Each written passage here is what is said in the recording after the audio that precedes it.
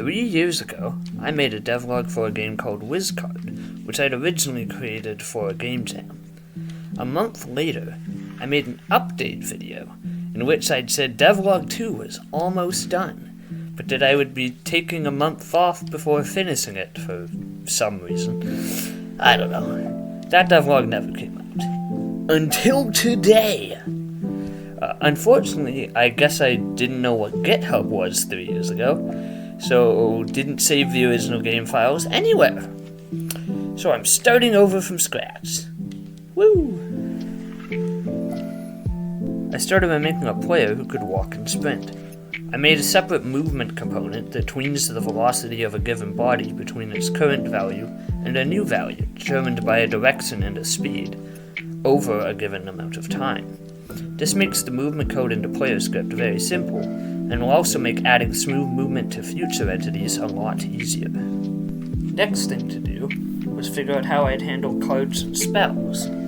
I've defined a card as an object with 4 properties: a name, an icon and a color for rendering it in menus later, and a spell, which is a packed scene that will be instantiated when the card is used, and is what will determine its behavior. Currently, I'm defining the different cards in the game in a dictionary in the spellbook component. I'll eventually need to establish different collections for the player's unlocked cards, their chosen deck, and their hand of currently usable cards.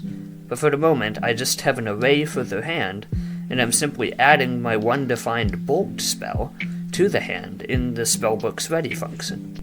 I then made a cast function, which takes in an integer, checks if it's a valid index in the hand array, and then it instantiates the spell in the scene at the spellbook's position. Another thing to figure out was health and damage. For this, I made a health component. It simply has a health value and methods for damaging and healing. It emits a death signal when its health reaches 0. With the main systems for the game figured out, the last thing I wanted to tackle in this video was visuals. Since I don't have the old assets, I needed to make some from scratch. These will probably just be placeholders, but I think they'll do the job for now. And that's it for this second devlog. My hope is to upload once a week for the foreseeable future, so if you want to see those, make sure to subscribe to the channel. Thank you all for watching, and goodbye!